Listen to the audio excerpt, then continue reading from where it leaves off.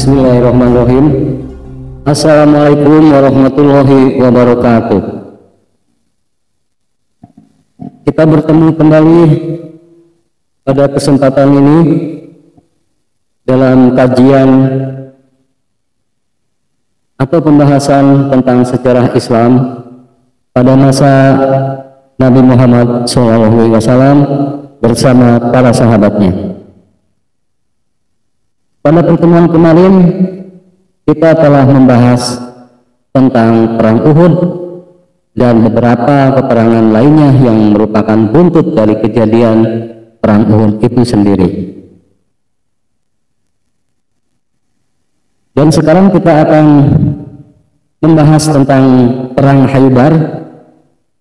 Ini merupakan suatu momen penaklukan Khaybar yang merupakan basis pertahanan dari kaum Yahudi dan mengakhiri petualangan mereka di Jazirah Arab.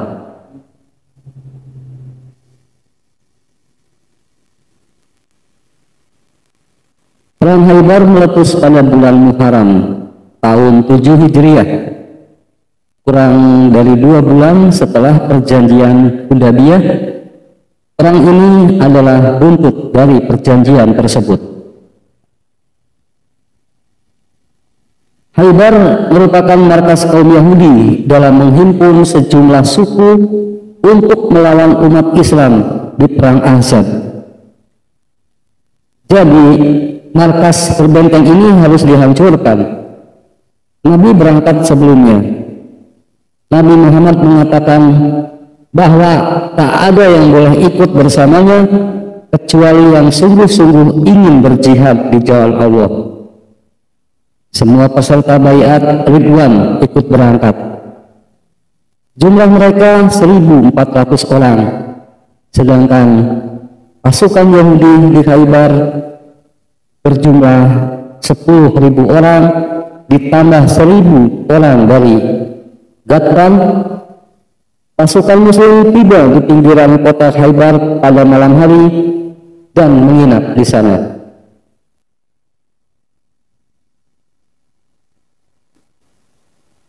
Pada pagi harinya, petani Khaybar yang keluar untuk bekerja sangat terkejut saat melihat keberadaan pasukan Muslim. Mereka berlari sambil berteriak, "Muhammad dan pasukannya datang." Nabi bersabda, "Allah Maha Besar, hancurlah Khaybar.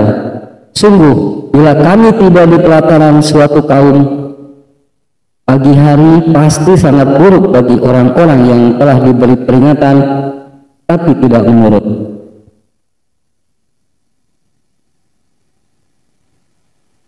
Akhirnya peperangan antara umat Islam dan Yahudi ini tidak dapat terelakkan lagi.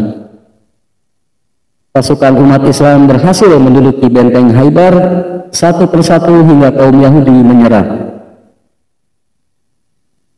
Kemudian mereka membuat kesepakatan dengan Nabi Muhammad SAW.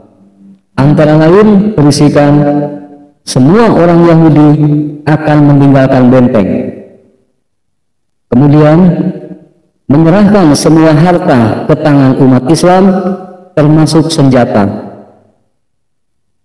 Selanjutnya umat Yahudi akan pergi ke Syam membawa perbekalan secukupnya, menunjukkan simpanan harta mereka, dan anak cucu mereka akan ditawan. Tapi Nabi Muhammad SAW mengizinkan mereka tinggal di Khaybar untuk mengolah tanah dengan imbalan separuh hasil.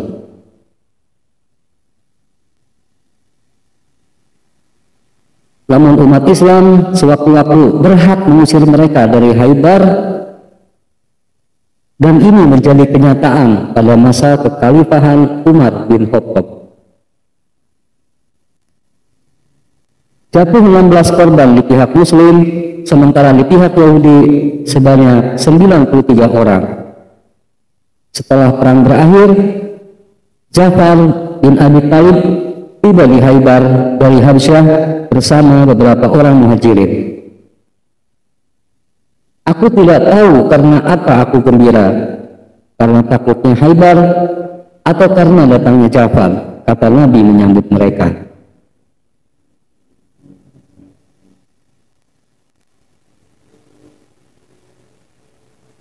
Selanjutnya, setelah berakhir perang Khaybar, kemudian terjadi kembali peperangan, yaitu perang Mu'tah.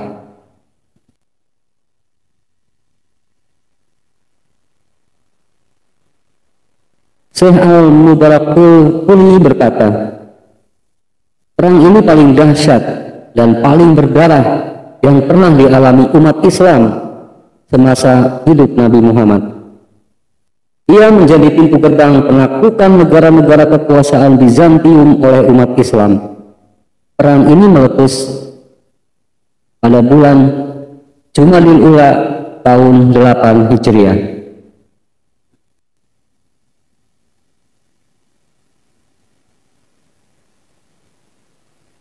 Syariah umat Islam yang berjumlah 14 lelaki pimpinan Ka'ab bin Umair menuju Syam untuk keperluan dakwah Islam. Namun di tengah perjalanan mereka dihadang dan dihabisi oleh pasukan Ghazaniyah yang merupakan sekutu dari Bizantium. Salah seorang pembesar Ghazaniyah juga membunuh Harits bin Umair, yang merupakan utusan Nabi Muhammad SAW. Peristiwa ini ditambah dengan adanya ancaman Bani Ghazaniyah yang akan menyerang ke Madinah.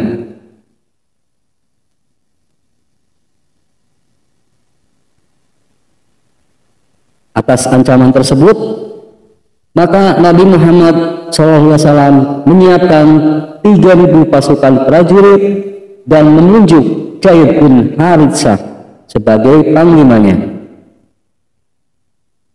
Jika Zaid gugur, Ja'far yang menggantikan, dan jika Ja'far gugur juga, Abdullah bin Rawahah yang menggantikan, pesan Nabi.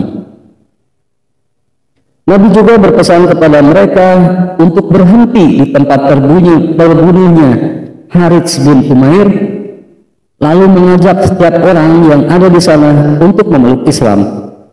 Bila menolak, mereka boleh memeranginya demi tegaknya agama Allah.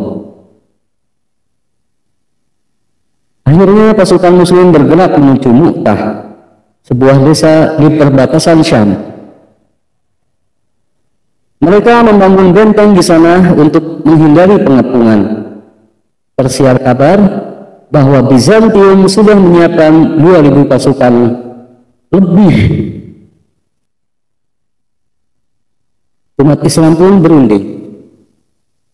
Apakah perlu meminta bantuan Madinah atau langsung menghadapi musuh? Jihad tidak mengenal jumlah dan musuh, kadang juga takkan memperhatikan jumlah. Abdullah bin Rawahah maju dan berkata, sungguh ada hal berat, tapi kalian cari mati syahid. Kita tidak berperang karena jumlah pasukan atau kekuatan.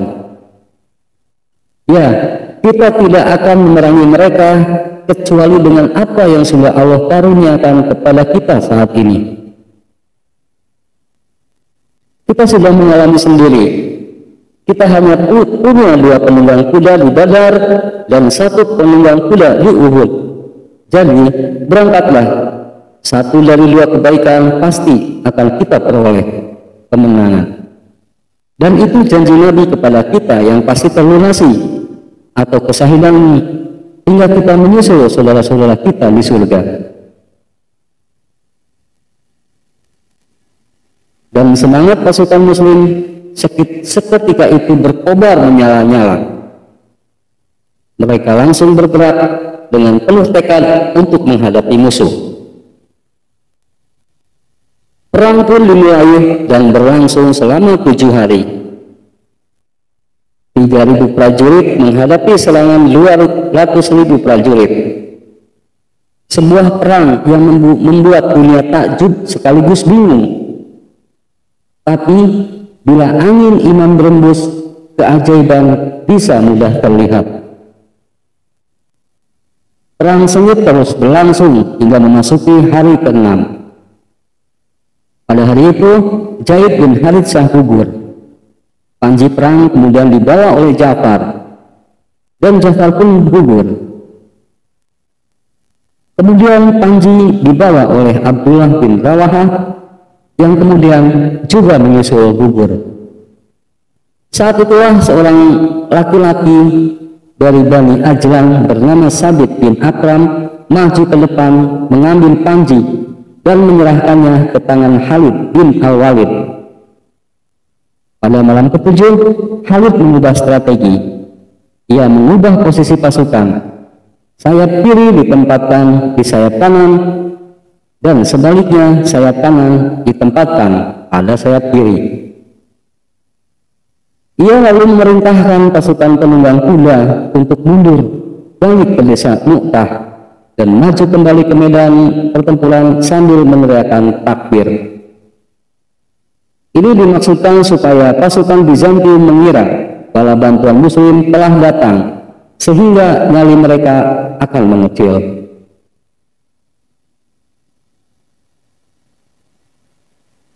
Dan terjadilah apa yang seharusnya terjadi. Pada penghujung hari ke-7, Khalid dan pasukan Muslim berhasil meloloskan diri dari perang tanpa diikuti musuh yang sudah terlanjur takut terhadap kekuatan terpendam umat Islam. Begitulah mereka menyebutnya.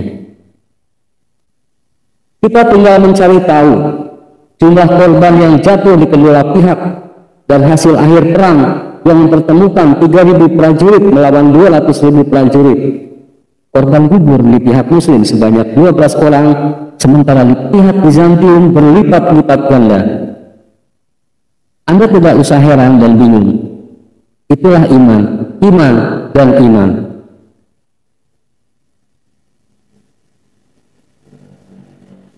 Setelah berlangsung perang Mu'tah, kemudian terjadi lagi peperangan,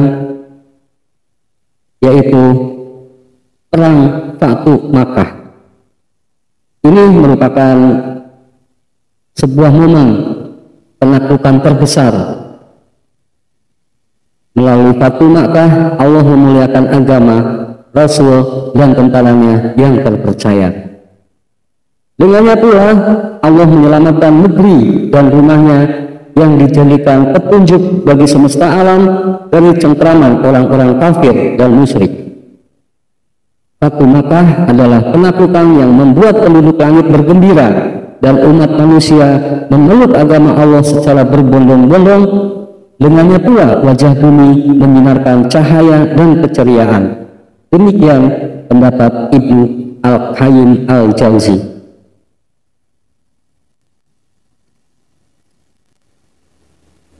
Setelah adanya perjanjian Hudaybiyah, suku Khuza'ah bersekutu dengan Nabi, sementara Bani Bab memilih bersekutu dengan kaum Quraisy. Kedua suku ini terus berselisih akibat dendam kesumat di antara mereka. Sebagai sekutunya, Quraisy membantu Bani Bab. Hal ini tentunya melanggar perjanjian. Umat Islam dan sekutunya tak boleh diganggu dan dimusuhi. Kala suku Khuza'ah meminta bantuan kepada Nabi sesuai kesepakatan persekutuan, Nabi berjanji akan membantu. Nabi mempersiapkan penaklukan Makkah dan mengabarkan keinginannya kepada para sahabat. Beliau meminta mereka bersiap-siap. Ya Allah, halangilah mata-mata dan sumber-sumber pemberitaan dari kaum Quraisy sampai kami kejutkan mereka di negeri mereka sendiri. Kaum Quraisy merasa bersalah karena tindakan beberapa orang bodoh dari mereka. Diutuslah Abu Sufyan ke Madinah untuk menemui Nabi dan memperbarui perjanjian. Namun Nabi menolak. Hatib bin Balta'ah mengetahui rencana keberangkatan Nabi Muhammad SAW untuk memerangi Makkah. Ia ingin mengabarkan berita ini kepada penduduk Makkah melalui sekucuk surat yang dibawa oleh seorang perempuan dari Muzainah, dan surat tersebut disembunyikan pada lipatan rambutnya. Tapi wahyu turun memberitahu Nabi tentang Hatib. Beliau segera mengutus Ali dan Jubair mengangkat Hatib dan perempuan pembawa surat. Pada akhirnya perempuan tersebut berhasil ditangkap. Apa yang kau lakukan, Hatib? Tanya Nabi pada Hatib saat dihadapkan. Hatib mengemukakan alasan. Jangan buru-buru hukum aku, Rasulullah. Demi Allah, aku beriman kepada Allah dan utusannya. Aku juga tidak murtad dan mengubah agamaku. Aku bukan keturunan mereka kaum Quraisy, tapi keluarga dan anak-anakku berada di tengah-tengah mereka. Aku tak punya kerabat di sana yang bisa melindungi keluargaku, sementara orang-orang Muhajirin yang bersamamu memiliki kerabat di sana yang bisa melindungi keluarga mereka sendiri. Aku ingin bila aku mati ada di antara mereka yang mau melindungi keluarga dan kerabatku.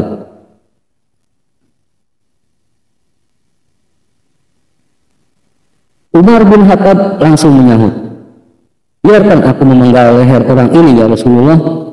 Dia telah mengkhianati Allah dan Rasulnya. Dia orang munafik. Namun Nabi menolak. Dia turut serta dalam perang Badar. Tahukah engkau Umar bahwa Allah meninggikan derajat orang-orang yang turut serta berperang di Badar seraya berfirman, berbuatlah sekehendak kalian, kalian sudah kuampuni. Mendengar ini, Umar meneteskan air mata dan berkata, Allah dan Rasulnya lebih mengetahui. Kemudian Nabi berangkat bersama 10.000 orang prajurit, dan setibanya di Juhfah, daerah dekat Rabik, Nabi bertemu pamannya Al-Abbas yang hendak keluar untuk berhijrah. Saat Nabi Muhammad SAW tiba dan berhenti di lembah Jahran, Abu Sufyan datang. Abbas menemuinya dan membawanya ke hadapan Nabi. Saat itulah Abu Sufyan menyatakan keislamannya. Abu Sufyan kembali ke Makkah untuk memperingatkan penduduknya perihal kedatangan pasukan muslim yang banyak. Nabi membagi pasukannya menjadi 4 bagian, masing-masing di bawah pimpinan Jubair bin Awam, Khalid bin Al-Walid, Sa'ad bin Ubadah, dan Abu Ubaidah Al-Jarrah. Beliau berpesan kepada mereka untuk tidak membunuh kecuali orang yang memerangi. Pasukan muslim berhasil melakukan Makkah tanpa peperangan. Hanya ada sedikit insiden dengan sebagian penduduk Makkah yang menghalang-halangi Khalid bin Al-Walid, sehingga Khalid membunuh 13 orang dari mereka, sementara sisanya kabur melarikan diri. Ketika Nabi memasuki Makkah pada hari Jumat bulan Ramadan, Usamah bin Zaid mengikutinya dari belakang, lalu bersimpuh sujud dan menyatakan keislamannya kepada Allah berkat keagungan penaklukan tersebut. Setelah situasi kota Makkah berangsur tenang dan aman, Nabi bertawaf mengelilingi Ka'bah sambil menggenggam sebilah kampak. Beliau menghancurkan semua berhala, lalu meminta kunci Ka'bah dari Utsman bin Talha. Setelah itu Nabi masuk dan sholat di dalamnya. Setelah keluar dan melihat penduduk Makkah sudah memenuhi Masjidil Haram, mereka semua menunggu apa yang akan Nabi perbuat terhadap mereka. Wahai kaum Quraisy, menurut kalian apa yang akan kuperbuat pada kalian, kata Nabi. Mereka serentak menjawab, kebaikan, karena engkau saudara yang mulia dan anak saudara yang mulia. Beliau lalu bersabda, sungguh aku akan berkata seperti perkataan Yusuf kepada saudara-saudaranya, hari ini tidak ada cemoohan terhadap kalian, pergilah, kalian semua bebas.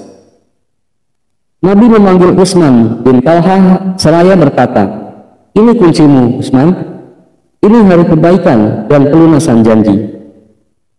Dalam riwayat lain, terimalah kuncimu, ini untuk selamanya, tak seorang pun akan mencabutnya kecuali orang yang zalim.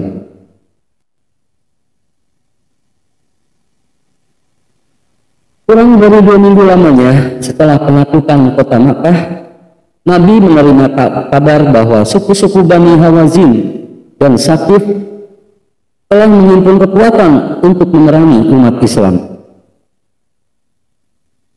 Kita akan menyerang mereka sebelum kita diserang, kata mereka di perjalanan. Beberapa suku dari Qais dan Ailan juga ikut serta bersama mereka. Rombongan besar pasukan mereka tiba di lembah Hunain di bawah pimpinan Malik bin Auf al-Nasari.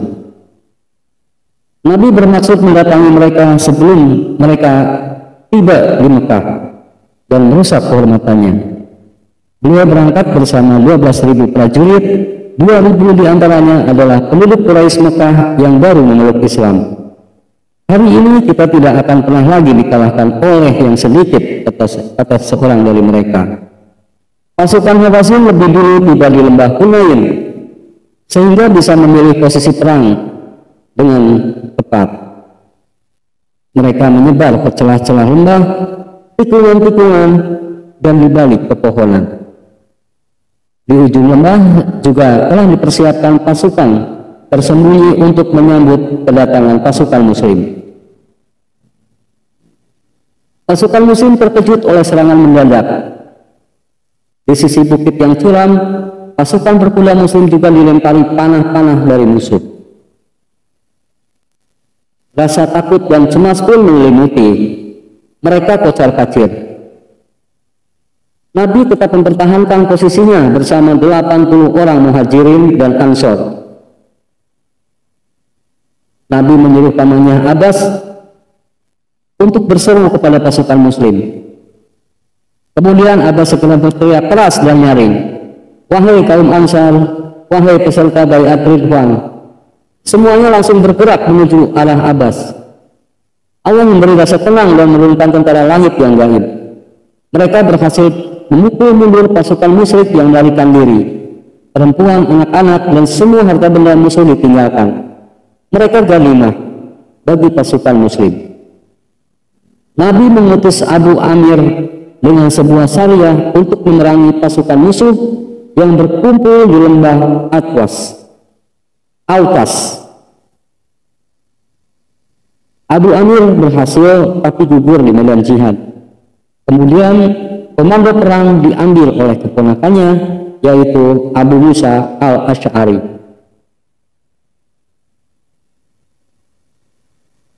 Malik bin Auf, panglima Hawazin, dan beberapa pengikutnya melarikan diri ke Taif. Mereka membangun benteng sangat kokoh di sana dan membawa perbekalan yang cukup di dalamnya. Dari atas benteng mereka terus menghujani pasukan Muslim dengan sejumlah anak panah. Sa'id bin Sa'id ibnu al-As dan Abdullah bin Abi Umayyah yang merupakan sepupu Nabi gugur dalam peristiwa tersebut. Begitu pula dengan Abdullah bin Abu Bakar juga mengalami luka parah. Kemudian Nabi melakukan pengepungan terhadap mereka selama 18 hari. Beliau memutuskan penghentian pengepungan dengan berkata, kita akan mengakhiri pertempuran insya Allah, kata Nabi kepada para sahabat. Sebagian sahabat saling bertanya heran, apakah kita akan pulang tanpa menaklukkan mereka? Nabi berseru, teruslah bertempur. Mereka segera melanjutkan peperangan, tapi hasilnya banyak yang terluka. Kita akan mengakhiri pertempuran ini sampai besok pagi, kata Nabi. Mereka heran dan Nabi sendiri tertawa. Sebagian sahabat berkata pada Nabi, doakanlah suku Saqif Rasulullah beliau pun berdoa, "Ya Allah, berilah petunjuk kepada Syaqif dan masukkanlah mereka ke barisan umat Islam." Dan Allah mengabulkan doa Nabi. Tak lama setelah pengepungan ini berakhir, utusan Syaqif datang ke Madinah dan menyatakan keislamannya.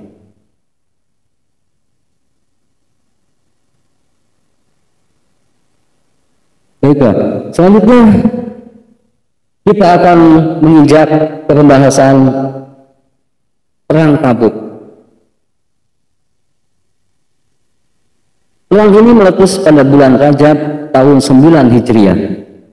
Di saat musim panas, dari mata-mata dan sumber-sumber pemberitaan, Nabi mengetahui bahwa Imperium Bizantium telah menyiapkan pasukan berskala besar, termasuk semua kaum Arab Kristen yang berada di bawah jajahannya.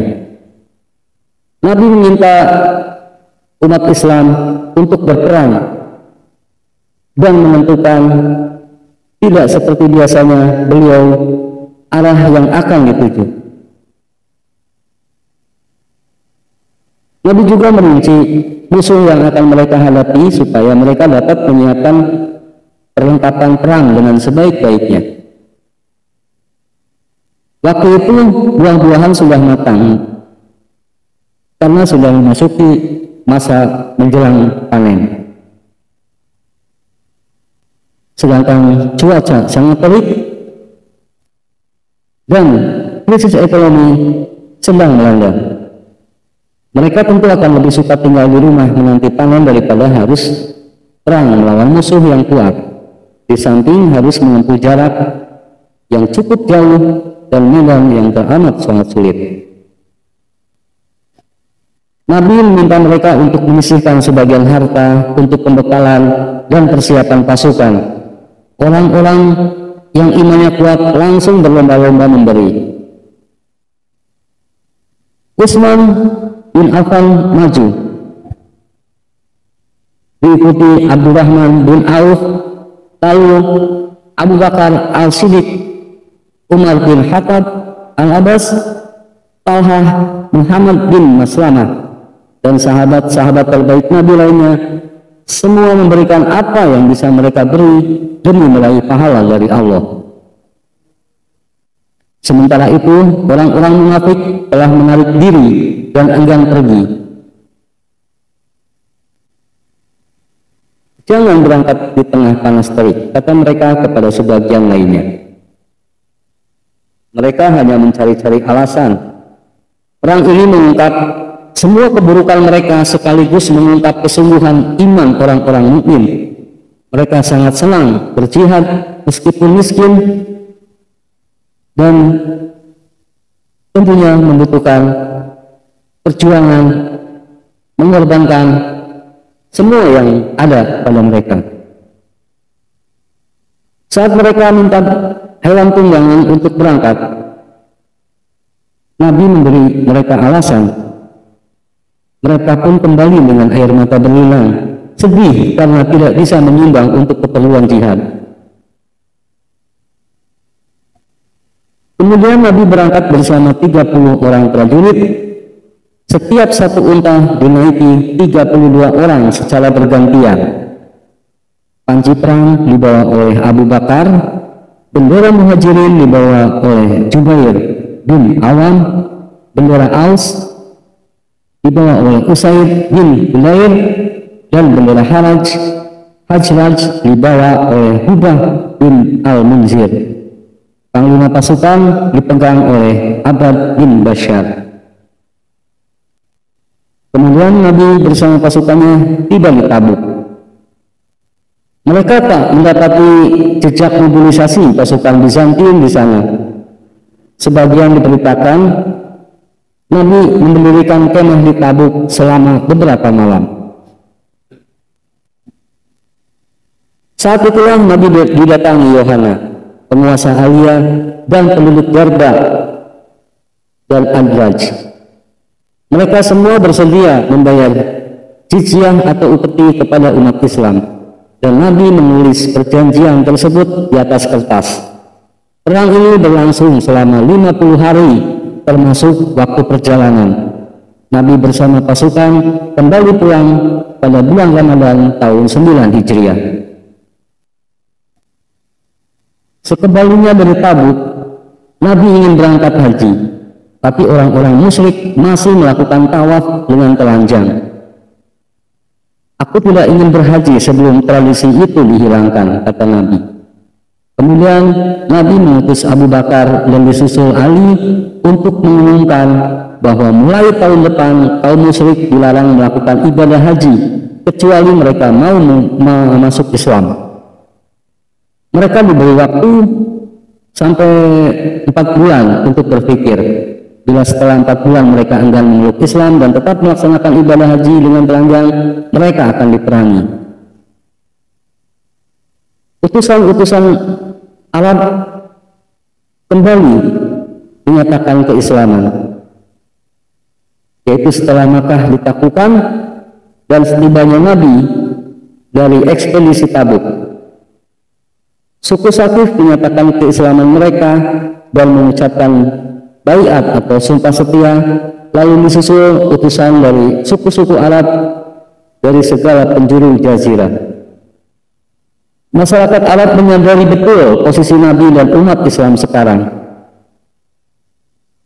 Ini Muhammad menjadi penguasa tanah haram dan sebagai pemimpin Arab. Makkah telah ditaklukkan dan kafir Quraisy telah dikalahkan. Masyarakat Arab tahu bahwa mereka tak mungkin mampu memerangi dan memusuhi Muhammad.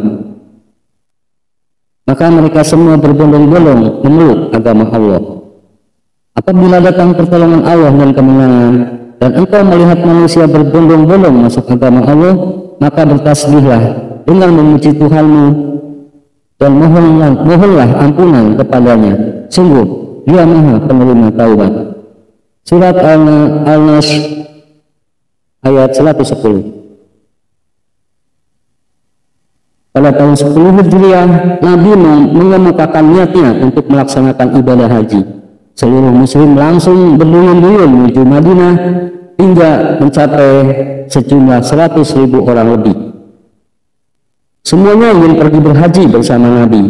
Nabi berangkat dari Madinah pada tanggal 25 Zulkaidah, lalu berikhram haji dan umrah dari Dzul Faifah.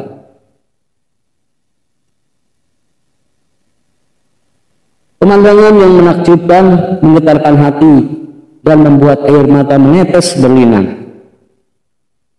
Sejarah mencatatnya sebagai keluhuran dan kemuliaan. Inilah lelaki yang memulai dakwanya sendirian, sementara seluruh orang Arab menentangnya, memeranginya dengan segenap kekuatan, mengerebutinya dan berjalan di belakangnya. Namun sekarang dia menuntun mereka semua dalam kepatuhan, kebaikan, dan kasih sayang. Nabi meneruskan hajinya, lalu menjelaskan manasik haji dan sunah-sunahnya kepada semua.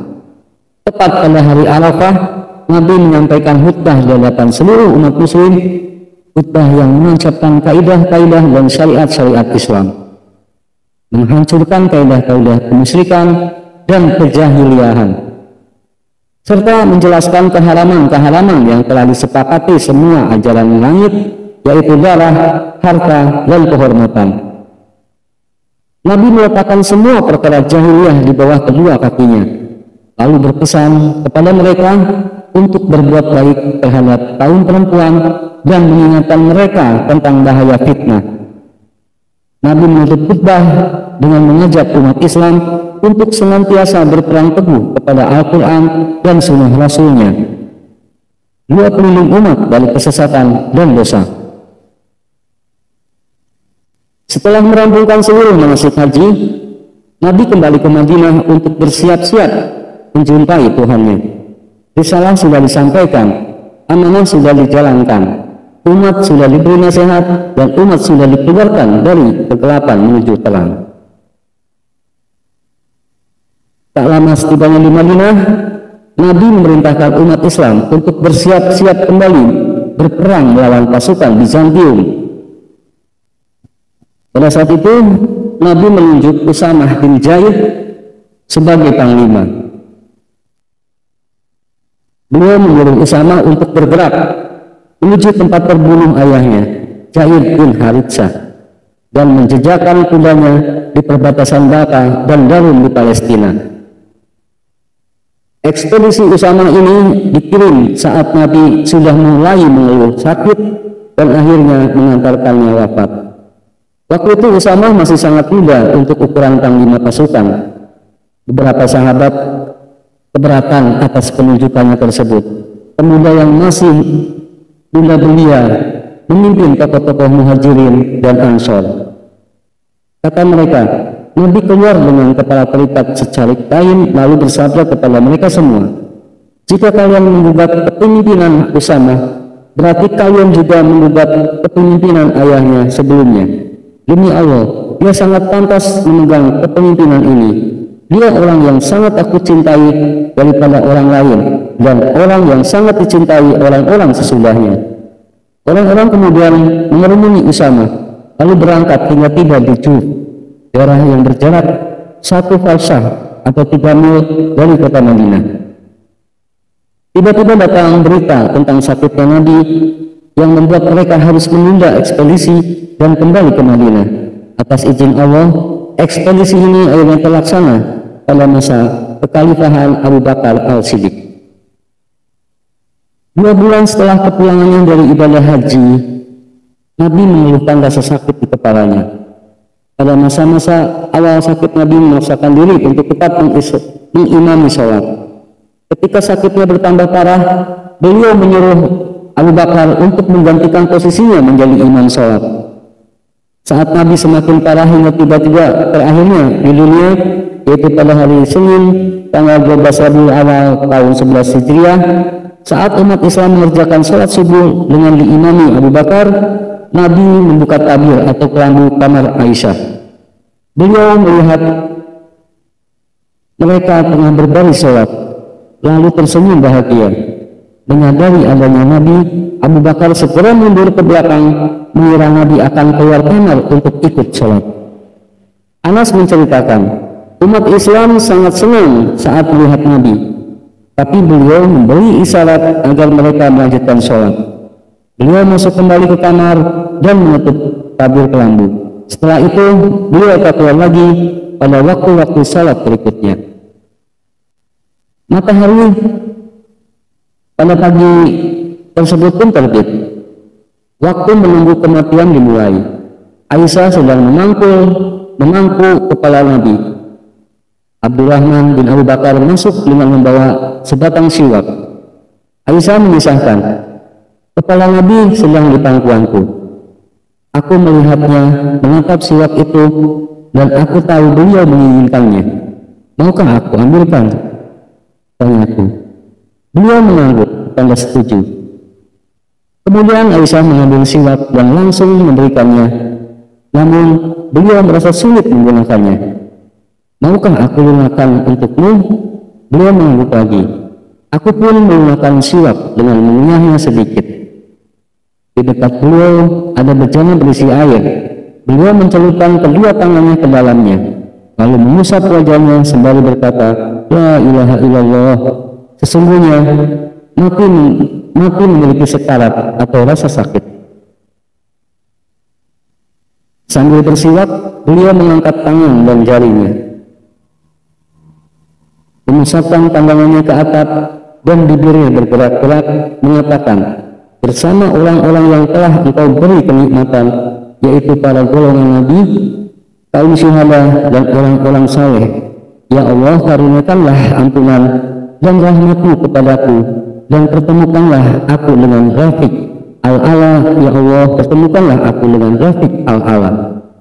Nabi mengulangi kalimat terakhir itu sebanyak 3 kali. Tangannya mulai melemas. Beliau menjumpai al-Rafiq al-Ala.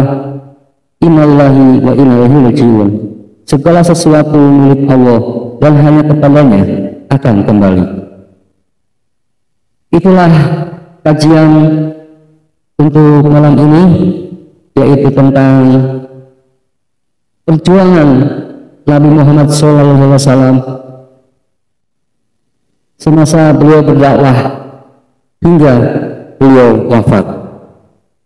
Semoga pembahasan ini dapat bermanfaat dan menambah atau mengingatkan kita kembali akan kebesaran Nabi Muhammad SAW dan Allah Subhanahu wa Ta'ala yang telah meridhai agama Islam untuk berdiri di muka bumi dan sebagai satu-satunya agama yang diridhai oleh Allah Subhanahu wa Ta'ala. Terima kasih atas perhatiannya dan saya ucapkan wabillahi taufiq wal hidayah. Wassalamualaikum warahmatullahi wabarakatuh.